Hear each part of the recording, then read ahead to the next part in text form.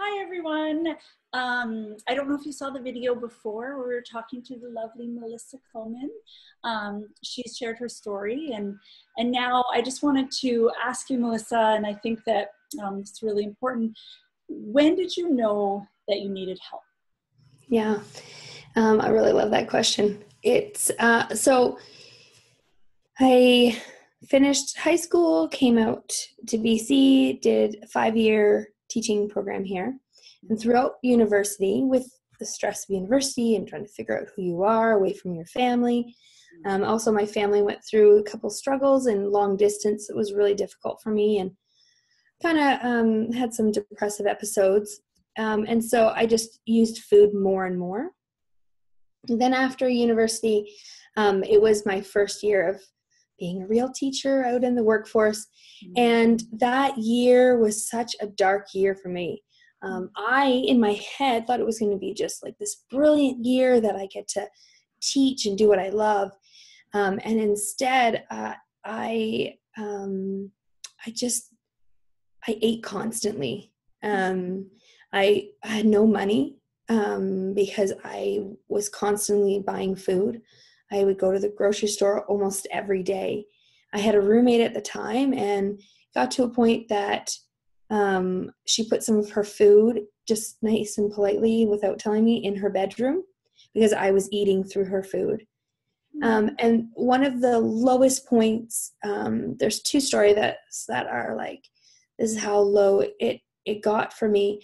I, one day after school, was driving home and I was on a certain road in Langley, and I stopped at 3 different fast food restaurants along the way home and bought a full meal, ate the meal very quickly, and drove to another place and ate another meal. I just couldn't stop eating. It was like I was overrun by this desire to just continually eat. And the more I ate, and when I was eating, I didn't have a lot of shame, but then as soon as I could feel it in my stomach, then the shame just came up, and it was loud, and it was kind of in my face. And so that was the one thing that kind of started making me think, like, this is not really good. This is not good for me.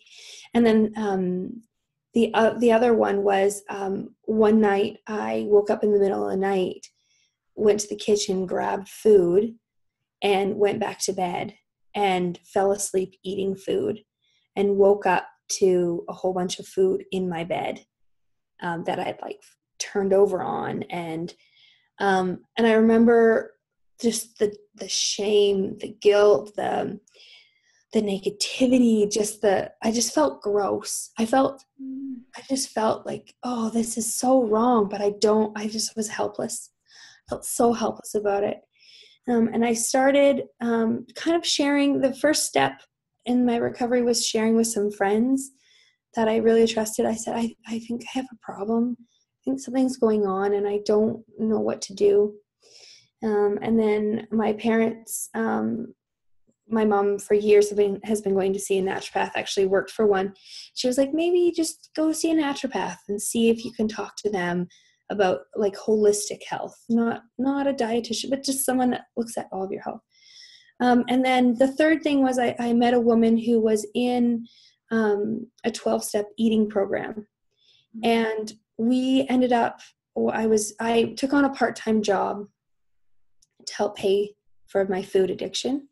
And so one evening, I didn't know her story, and one evening she shared her story with me, and I remember just being in tears, just like, this person gets that I am on this roller coaster that I can't seem to stop, and I just I felt really understood, and I felt really listened to in that moment. And then she had said to me, like, if you want some time, no pressure, but on this Saturday morning, we meet together as a 12-step group.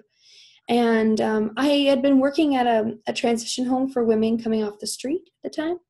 And one of my close friends was in recovery for heroin. And so I had been to NA and AA meetings with her. So I kind of had a gist of what a 12-step approach was. And so I ended up going with this person.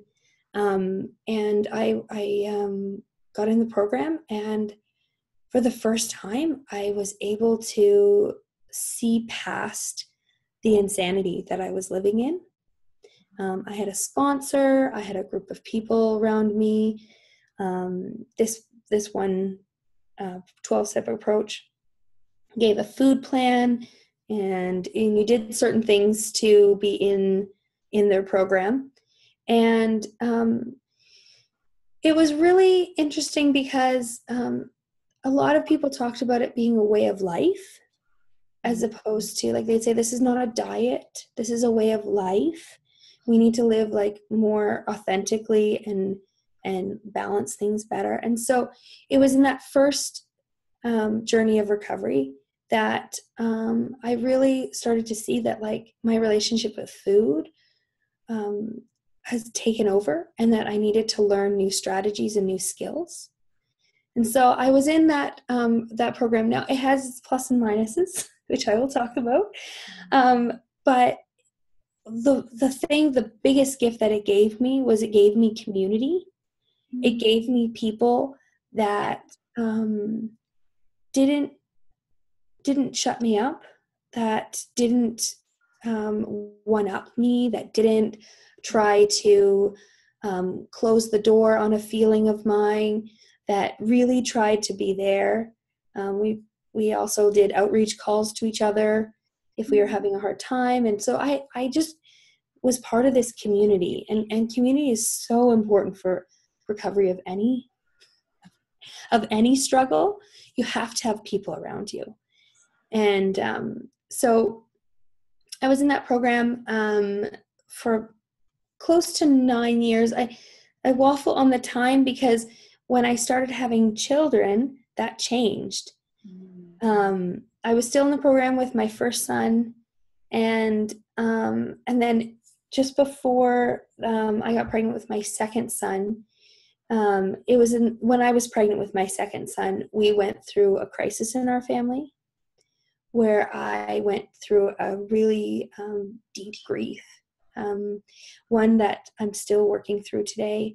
And that grief, while pregnant, it brought up a lot of unresolved issues that the 12-step approach just kind of glossed over. And so when I was going through my grief, I was seeing a counselor at the time, and she was really great. And I was focusing more on the grief that I was going through. And then when I had my son and I had a newborn, one thing I've learned about my body is that when I'm breastfeeding, I don't release any weight. And so that old voice of calling myself names and shaming myself was really strong. And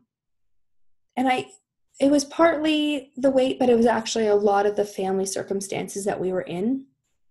And so the past 3 years, I also stepped away from the program because I needed a little more freedom with my children. And this is the downside that I found with this certain program. It was lovely. It really helped me. But I became obsessed in the other direction. Instead of eating everything, I started to call certain foods bad and vilify certain foods or certain ways people ate certain foods. And I started to become obsessed with what I couldn't have. So no longer, like when I first got in, it was like, oh, I actually started to be healthier. And then as I lost weight, and I lost a lot of weight, and I lost it really quickly. When I went into the program, I was 240 pounds. And at my lowest weight, I was 120 pounds. Yeah. So I lost a whole person. And that had so many struggles in itself, being female and being young as well, that I had no idea what to do with this new body and what to do with people's attention. And that was very hard for me. I didn't want to be seen, and here I am seen.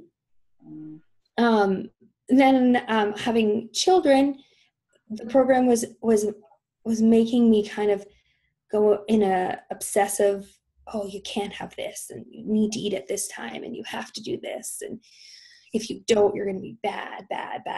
I was like that with Weight Watchers for sure. Yes. And like, I, even to this day, like I remember it was just a couple, like honestly, 5 or 6 years ago that I actually had like full fat yogurt, and because it was in the yes, fat, yeah, yes, and full fat sour cream. I'm like, what was I doing? yes. And there's a couple sayings that they had in the Weight Watchers, which was don't drink your calories. And yeah, honestly, yes, it still runs yeah, through my head. And yeah. yeah, I can have some now, but there's a little voice. And I'm like, what are you doing? I can drink whatever I want. Yes. Right? Like those things stick in your head. And like, yeah, they show you something good. Like, oh, actually a lot of drinks maybe have a lot of calories and you have to be mindful of that. But on the opposite, it like vilifies this food, and it's food, and it's about how you treat it. And as soon as it's bad and you tell me I can't have it, I want 10. Yes. Yeah. Yes. Because then all I can think about is that, where if I was just like, this is all food. I remember trying to tell myself, like at Christmas, like, because sweets too are my thing. I like everything. Like for some reason I have the same with Nanaimo bars. Like I can't stop when I start. Like I love Nanaimo bars. And I just kept saying to myself, like, now I can say to myself, like, you can have another one tomorrow. Like, yeah. Nanaimo bars, you can even actually buy them at M&M off season. You don't need a pan, or like if there's at a potluck, like you don't need to do that. No. And that was really that reminded me of it. And as much good that I learned from Weight Watchers, I think when you have true like disordered eating or going through something, you can even make something good into your thinking. Do you know what I mean? Like, so true. Like it seems like me that we kind of twisted it a little bit. Like we took good, but then because it's extreme, right? Because it's extreme, so I went from like eating everything I saw to then eating like nothing. And then when I was grieving and with a newborn and another son, so 2 kids. Wow, yes. And feeling like just feeling a really darkness over me, I would, in front of people, barely eat. And then at home would start binging on things. And I struggle with the word binging because my counselor, when I described it to my counselor, she's like, well, that wasn't really binging. You were eating a lot. You were eating that food, whatever food it was that I felt like I was eating.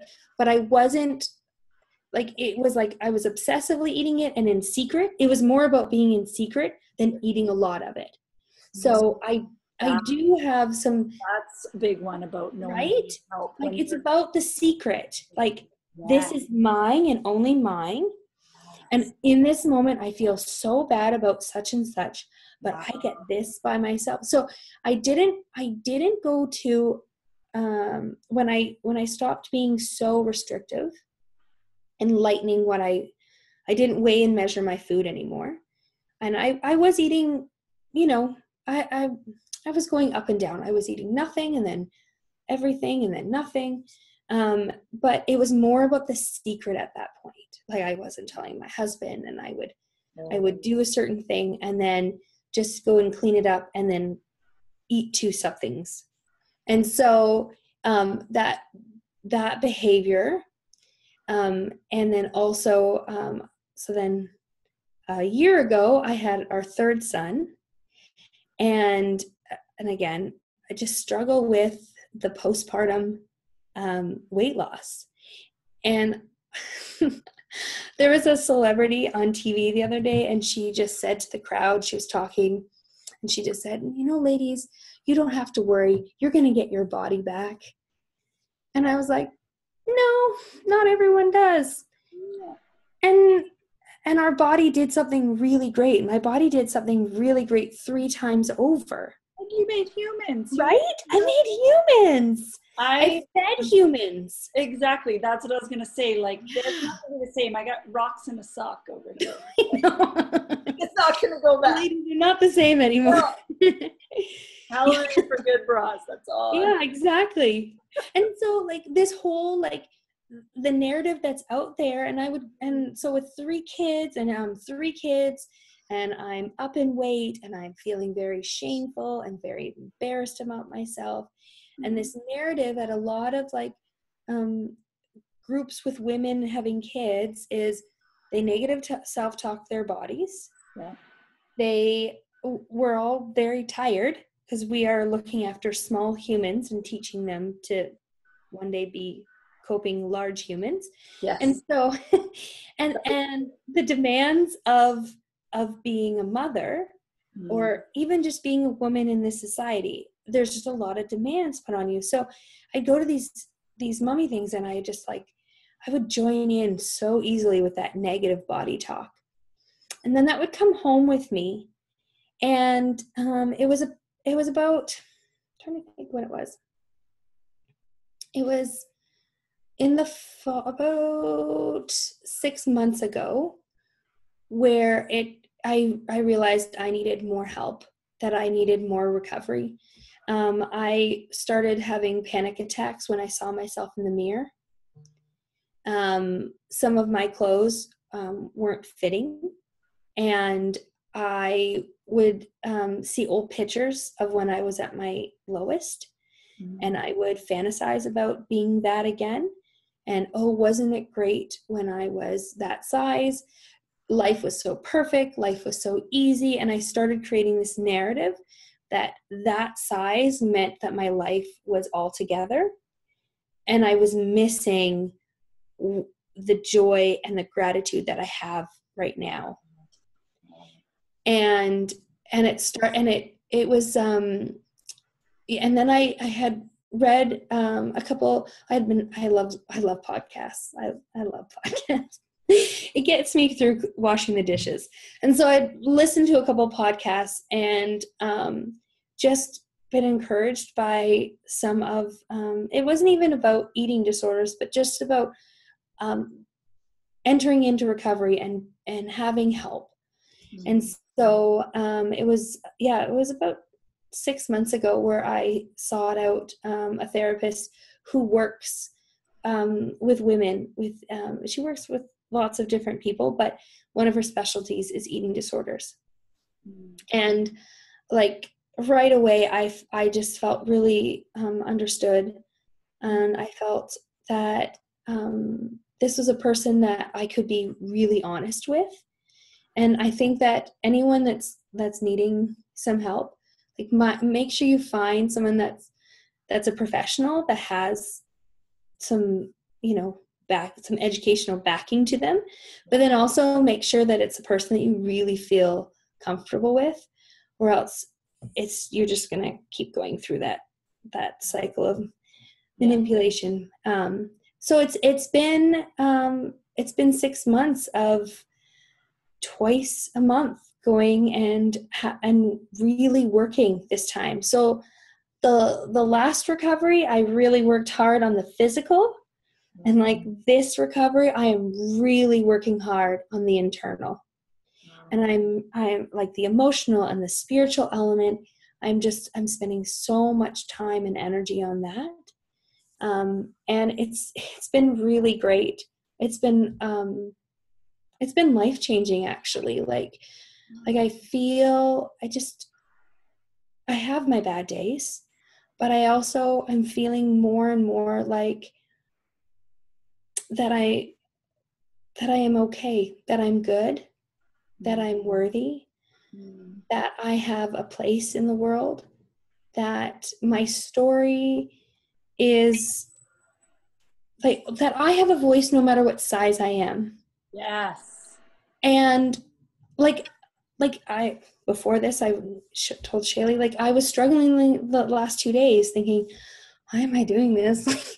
People are going to look at me and be like, oh man, she's blah, blah, blah, because she's not this size. And I was like, that's actually such a big lie. Yes. And I had to take time today and like help, like give myself some time, like look at my gratitudes, have some prayer time, have some, like, I was just laying with my son while he fell asleep for a nap, and I was just talking with myself, talking with God, just like, it's also renewed my connection with God, this internal work, because it's not about the food anymore. It's actually about me coming into my worth in the world, and me finding my voice, and acknowledging where I am in life and celebrating that. And a big part is like being so grateful that this messy, interesting, hard story, that God has walked with me through it. And this last 6 months has been, there have been days where I did not want to go to the therapist. But driving there, like my husband would drive me up and drop me off, and I'd be like, oh no, I don't want to do this. And then I'd come out and be like, oh, that was so good. Yeah. It's interesting that you say that, because sometimes I find it so strange that sometimes the terrible becomes comfortable, right? Like, oh yeah, it just becomes comfortable. Meanwhile, you want to get there. And I think one thing that's hard for people to understand that are neurotypical or don't struggle with illness is that it gets comfortable. So it actually, even though you want to get here and get better, all you know is this. Like, I had depression in the winter. So the first winter, I was like bracing and waiting for it. When they finally got my medication right, I'm like, I remember just weeping, like, this is what a neurotypical person experiences. Like, they can get wanting to disappear. Like, I just mind blown, right? Oh. To this day, I mean, I wait for it, or I think it's going to happen, or if I start to get a little bit down in January, as you do sometimes. Yes. You come down from Christmas. Sometimes it's just, lots of people feel that way. Yes. But I keep waiting for things, and it's just after they got my medication right in about halfway through 2010. But still, I wonder, and I tell myself, and my biggest fear is that I'm going to wake up and my medicine stops working, or, one thing I talk about with being bipolar, it's terrible because you experience more than once. You have the depression and the anxiety, and then the eating disorder within the depression, all those things. Yes. But one thing is, those feel like I'm trapped and I'm, like you said, stuck on the cycle. But I get reprieve because I'll switch. I can't imagine. I remember when that, those 6 months of my life when I was eating disorder-ish, I call it. I don't know. Yes. Yeah. I got reprieve when I would get hypomanic. Yes. Imagine, I knew how it took over my life. Yeah. I can't imagine having, like, not getting a small break from that. Well, you were saying, so something like, this sounds so like simple, but this blew my mind. Yeah. And I actually had to tell my therapist, like, oh, can you just give me a minute to think about it? It was like, we'll eat when you're hungry and then stop when you're full. And I was like, wait a minute. I don't have to weigh anything. I don't have to count any. What? Yeah. And then the other thing was like, we'll eat what you want, and listen for when you've had enough of it. And I was like, oh my goodness. Yeah, I didn't know how to do that. I didn't know how to do that. No. I didn't know how to do that. And I don't think, like, post-university, I don't think I was ready for that conversation. Yeah. I do think, from my own experience and my own life, I think that I needed to go through something to really wake me up. Yeah. But now, like, I'm making one dinner for all of us instead of two. Well, my children, I make them a separate dinner. It happens. It happens. But I was making like 3 different dinners, and mine would be last, and I would be so hungry, and I would be like angry at everyone, and I would be spinning my wheels, and I would be telling myself a story in my head. And now, like, I get to skip all of that. Oh. And I get to eat the foods I actually really like. Yeah. And I've like spent some time like discovering what foods I actually like. Because before I didn't actually eat food. Before I devoured things. Yeah. And I just consumed. I didn't eat, I consumed. And now I'm like, oh, well, I actually don't like that. Okay, great. So I don't need to have it. And wow, I don't like that. And that was like I remember like giggling because I tried a cinnamon bun and I don't like cinnamon buns.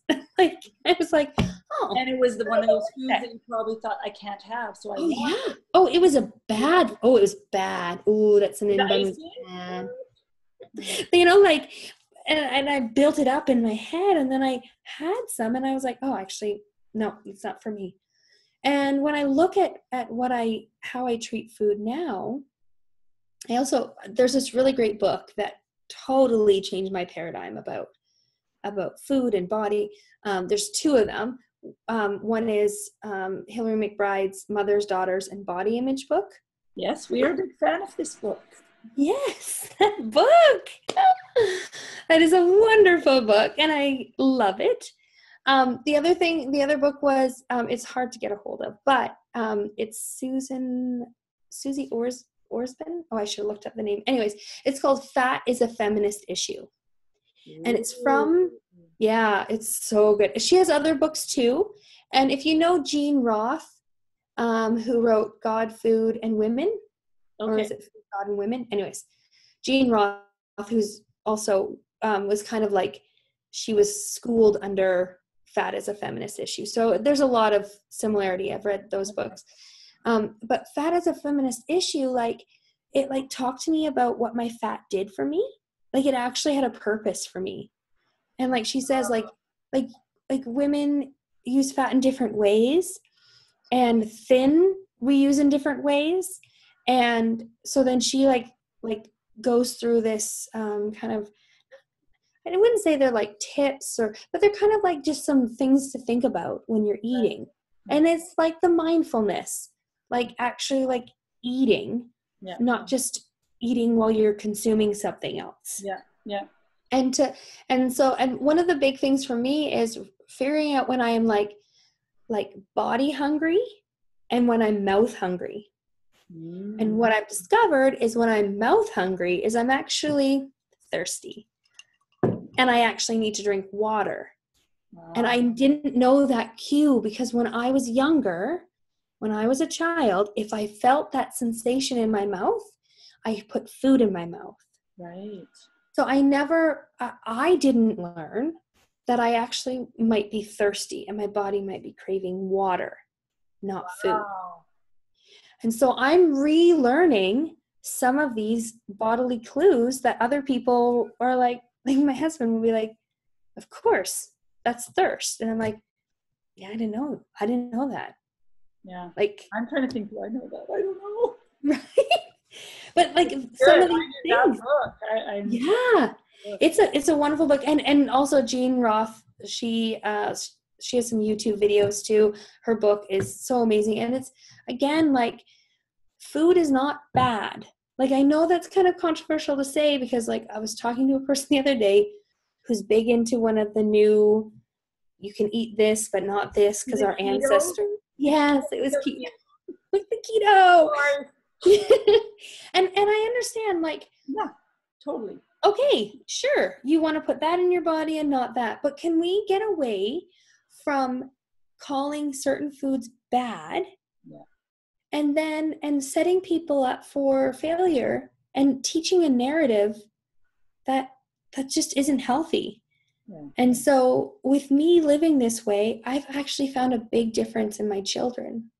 Wow. It's kind of sad. My children became obsessed with what I was allowed to eat. Like, my 3-year-old.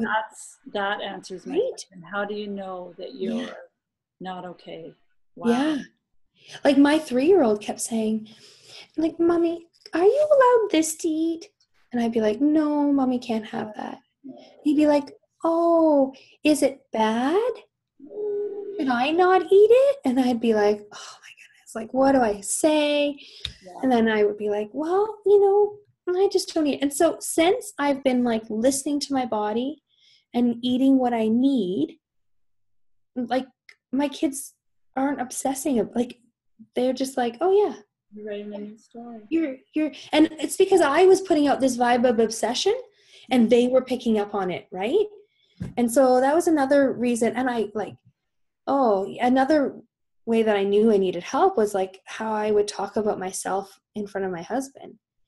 And he'd be like, no, that's not how I see you. No.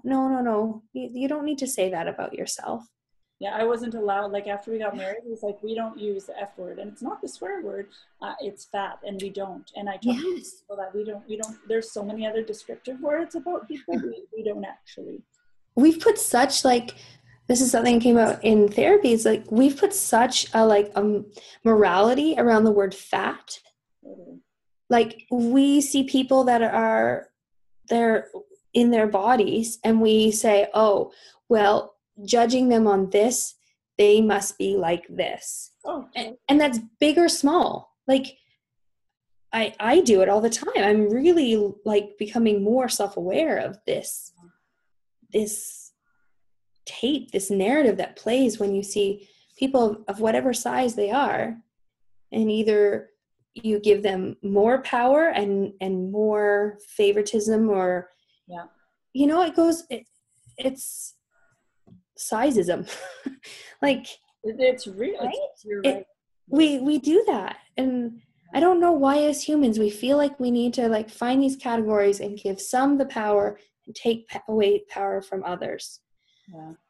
Yeah, and I think that's a good place to start in our next video for sure. Yeah. Because if you join us, we're going to do, our next video is going to be on things or stories about things that helped you. And maybe in there you might have to mention some that didn't, but in hopes that if there's someone in your life that is struggling, that we can help, let you know, see little snippets of our brain. So hopefully you can click to the next video.